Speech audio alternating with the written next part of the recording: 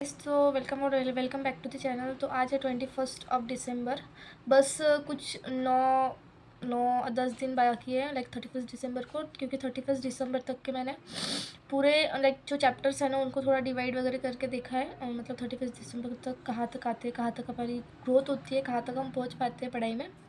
तो वो स्टडी का पार्ट है, थोड़ा अलग है। वो यहाँ पे डिस्कस करना वैसे भी लाइक नॉन मतलब सेंस नहीं है उस बात में कुछ भी। तो आज मैं बताने वाली हूँ जो बक्सार वाला जो युद्ध था, तो वो वाला द बैटल ऑफ बक्सार। तो जैसे आपको पता होगा कि मीर जाफ़र जो था वो 1760 तक के नवाब था। उसके बाद जो उनके ही सन इन लॉ थे, सन इन लॉ मतलब होता है दामाद, तो उन्होंने क्या करा, उनको गद्दी से निकाला ब्रिटिशर्स की हेल्प से। अब ब्रिटिशर्स हेल्प क्यों करेंगे? क्योंकि उन्हें कुछ ना कुछ पैसा मिलेगा, इसलिए उनको ट्रेड कंसेशंस मिले। जो चूना वाली मतलब लाइमस्टोन जो होता है ना, वो पहले सीमेंट के मतलब जो सीमेंट होता है ना उसके बिहाफ पे लाइमस्टोन यूज़ करते थे। तो पहले एडेसिव मटेरियल लाइमस्टोन था, मतलब चूना। तो उसका भी ट्रेड होता था बंगाल से, क्योंकि ये पूरी टेरिटरी बंगाल की थी। तो इसमें भी उनको मतलब ट्रेड मिला, मतलब क्या बोलते हैं उसको, शेयर मिला ट्रेड का। मतलब जो मीर कासिम का जो ट्रेड था उसमें से ब्रिटिशर्स को शेयर मिला। और फिर उनको मतलब म्यूचुअल फ्रेंडशिप उनने करके रखी थी। उसमें ऐसा था कि जो ब्रिटिशर्स के जो एनिमी है वो मीर कासिम के एनिमी होंगे, और ब्रिटिशर्स के जो फ्रेंड्स हैं वो मीर कासिम के भी फ्रेंड्स होंगे। फिर वो मतलब ऐसे युद्ध वगैरह नहीं करेंगे ऐसे करके। तो ऐसे सब कुछ चीज़ें था। तो मीर कासिम थोड़े मतलब होशियार टाइप का इंसान था वो, तो उसको पता चल गया था कि ब्रिटिशर्स की लाइक जो सोच है और उनकी जो नीयत है वो कभी भी भरने वाली नहीं है। तो और वैसे भी वो बहुत ज़्यादा पैसे मांग रहे थे भाई। आप अगर 50 लाख रुपीज़ के आसपास अगर आप सब कुछ चीज़ें दे रहे हो, तो मतलब उस टाइम के 50 लाख रुपीज़ आज के करोड़ों हो जाते हैं, अगर आप मतलब समझ रहे हो तो मीर कासिम ने ये चीज़ पहले ही समझ ली थी। तो उसने जो अवध के जो नवाब थे शुजाउद्दौला, और मुग़ल के जो नवाब थे शाह आलम टू, तो उनसे उन्होंने कांटेक्ट करे। वहाँ पे वो गए, उन्होंने वहाँ पे प्लानिंग बनाई। 40 to 60,000 की उन्होंने आर्मी तैयार करी, ब्रिटिशर्स को हराएंगे करके, और अपनी टेरिटरी अपने अंडर में लेंगे करके। बट इससे पहले उन्होंने अपनी जो कैपिटल थी ना वो मुर्शिदाबाद से मंगोल शिफ्ट की थी, क्योंकि वो बहुत ज़्यादा होशियार थे ना भाई मीर कासिम। तो उसका उनका टेन्योर सिर्फ 3 साल का था, 1760 to 1763 तक के। तो ऐसा कुछ उनका टेन्योर था। तो उस उनमें उन्होंने कुछ मेजर रिफॉर्म्स युद्ध के पहले ही लाए थे, जो कि कैपिटल उन्होंने शिफ्ट करी थी। जो भी वफादार लोग हैं उनको उन्होंने मंगोल वाली जो कैपिटल थी वहाँ पे शिफ्ट करा था। ब्रिटिशर्स ने ये भी साइन करके रखा था कि जो ब्रिटिशर्स के कुछ आदमी है, मतलब कुछ पर्सनस है, वो कोर्ट में रहेंगे, जो मीर कासिम का कोर्ट है वहाँ पे। बट ये मतलब अगर दुश्मन देश का इंसान अगर आपके कोर्ट में है तो उसको तो पता चलेगा ही ना दुश्मन देश को कि आप क्या ही प्लानिंग कर रहे हो, किसके बारे में प्लानिंग कर रहे हो, क्या सोच रहे हो, और आपके क्या लाइक अपकमिंग गोल्स है। तो ये सब चीज़ें अगर आप मतलब उनसे दुश्मनी भी मोल ले रहे हो, और या फिर कुछ ऐसी थोड़ी सी भी उल्टी बात कर रहे हो, तो वो उनके बहुत ज़्यादा टेक्निकल फोर्सेस से आप पे हमला कर देंगे, और आपकी 60,000 की आर्मी उनके 7,000 लोगों के सामने नहीं टिक पाएंगी, लाइक 60,000 एंड 7,000, समझ रहे हो। तो ऐसे तो लास्टली उन्होंने मतलब ये सब चीज़ें रिफॉर्म्स करे। उसके बाद उनको लाइक पता ही चल गया था ना कि ये लोग अपने लाइक फ्रेंड्स के सर्कल में वाले लोग हैं नहीं, ये बैटल वाले ही ठीक है करके। तो उन्होंने दो और नवाब से हेल्प मांगी, और उन्होंने हेल्प भी करी, क्योंकि वो दोनों ही लाइक मतलब उनको ऐसा था कि अगर हम हेल्प नहीं करेंगे तो क्या ही करेंगे करके। और मजबूरी भी थी उन दोनों नवाब की कि उनको हेल्प करनी ही पड़ी। जो अवध वाले जो थे वो थोड़े स्ट्रांग थे, और जो ये अपने शाह आलम थे वो थोड़े वीक थे। मुग़ल के होने के बाद भी वो वीक थे उस टाइम पे, क्योंकि आपको पता ही होगा औरंगज़ेब के टाइम पे उनको अपने शाही बर्तन जो सोने के भी रहते हैं बर्तन, वो उनको पिघला के उनको रुपीज़ में कन्वर्ट करना पड़ा। मतलब रुपीज़ में इन द सेंस उनके टेरिटोरियल कॉइन्स में कन्वर्ट करना पड़ा। तो ये सब चीज़ें लाइक हो ही रही थी। और वैसे भी वो लोग ब्रिटिशर्स को कंसेशन और बहुत सी चीज़ें दे रहे थे। और एक चीज़ पता है ब्रिटिशर्स क्या कर रहे थे, एक ना ठप्पा होता है, मतलब स्टैम्प होता है, जो कि राजा का साइन होता है। तो उसको वो लोग मतलब अगर वो आपके कार्टेज पे है, वो अगर आपके गुड्स में है, तो जो भी गुड्स आपके राज्य में आएंगे उस पर टैक्स नहीं लगेगा। तो ऐसा मुग़ल के जो एक थे, क्या नाम था, रंगीला शायद उनका नाम था, तो उन्होंने दिए थे ब्रिटिशर्स को। तो वो उसका वो लोग गलत फ़ायदा ले रहे थे, वो प्राइवेट एंटिटीज़ को भी वो स्टैम्प वगैरह दे रहे थे।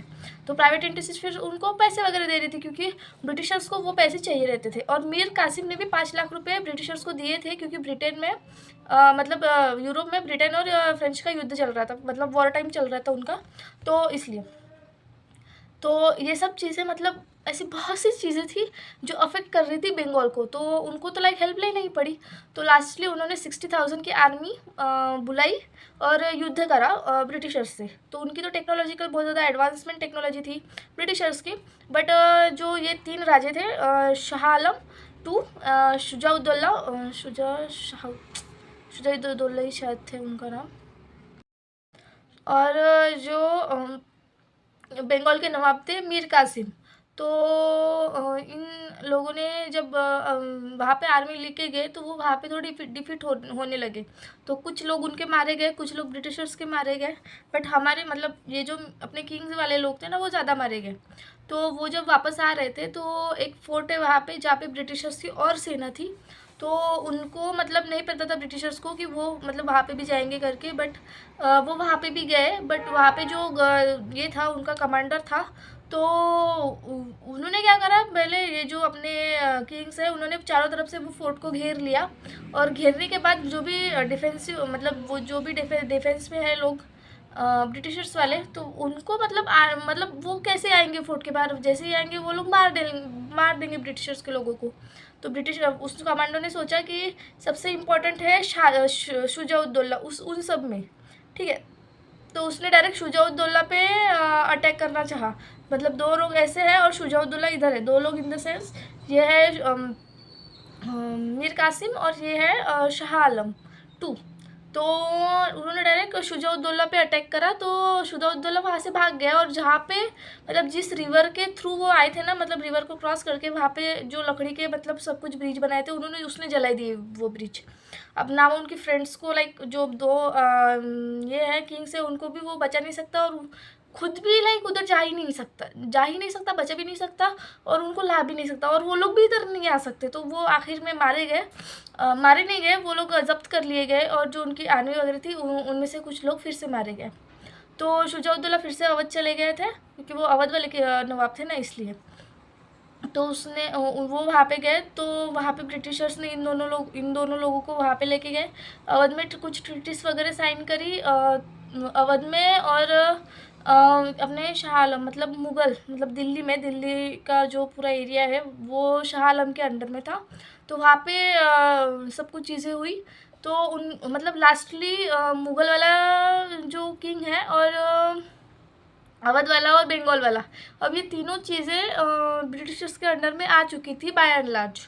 तो अभी आप समझ रहे हो, अगर ये 3 मतलब वैसे भी ये 3 मेन टेरिटरी थी, और अवध वाली टेरिटरी 1750 के आसपास बहुत ज़्यादा लाइक सबसे स्ट्रॉन्गेस्ट टेरिटरी थी उस टाइम पे। मतलब अभी समझ रहे हो आप, उस टाइम पे मतलब इतनी ज़्यादा स्ट्रॉन्गेस्ट टेरिटरी को ब्रिटिशर्स ने कैप्चर कर लिया था। इसके बाद और एक है टीपू सुल्तान की टेरिटरी वाला, तो वो भी मतलब थोड़ी अलग स्टोरी है, तो वो भी मैं आपको बताऊँगी।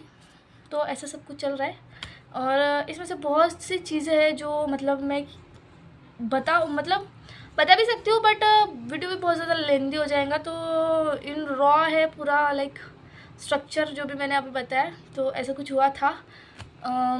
और उन्होंने पता है क्या, उनको फ़ाइन भी देनी पड़ी। जो मुग़लों को 50 लाख रुपीज़ देनी पड़ी, अवध वाले को भी नहीं, शुजाउद्दौला को 50 लाख रुपीज़ देनी पड़ी पेनल्टी के तौर पे, और शाह आलम को तो वो बेचारा पहले से ये था अपना, उसके पास पहले से ये नहीं थे, पैसे नहीं थे, क्योंकि आपको पता ही होगा औरंगज़ेब के टाइम पे उसको किचन के बर्तन कॉइन्स में कन्वर्ट करने पड़े, सोने वाले बर्तन।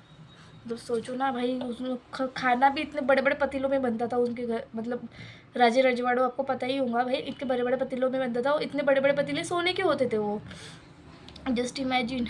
और 10 मिलियन तक के उनको घूस भी दी गई थी ब्रिटिशर्स को, शायद 10 मिलियन ही थी, तो ऐसा कुछ भी चीज़ थी। तो वो भी एक छोटी सी अलग स्टोरी है, तो वो मैं खुद कंफर्म करूँगी, उसके बाद आपको बताऊँगी। जब तक खुद कंफर्म नहीं हो तब तक बताना भी नहीं चाहिए ना, तो इसलिए। तो ऐसी सब कुछ चीज़ें चल रही है। मेरा जो 15th लेक्चर है वो कंप्लीट हो चुका है, 16th लेक्चर मेरा चल रहा है। आज का टारगेट था कि मैं मतलब सोचा नहीं था मैंने कि इतना हो जाएगा, बट मैंने सोच रही हूँ कि आज की जैसे 21 तारीख है तो मेरे 21 लेक्चर्स तक के हो जाने चाहिए करके, डेट वाइज एटलीस्ट लेक्चर हो जानी चाहिए, ऐसे सोच रही हूँ मैं। देखो कि 16 शुरू है, 17 भी देख लिया मैंने, मतलब दोनों चीज़ें समझ ली है। टिप्पू सुल्तान का ही सब कुछ पीरियड चल रहा है ना, तो इसलिए तो ठीक है, मैं आपको वो वाली स्टोरीज भी बाद में बताऊँगी। आपसे मिलते हैं कि ऐसी ही अलग सी वीडियो में। तब तक के लिए बाय। एंड वीडियो अच्छा लगा होगा तो लाइक शेयर सब्सक्राइब। चलो।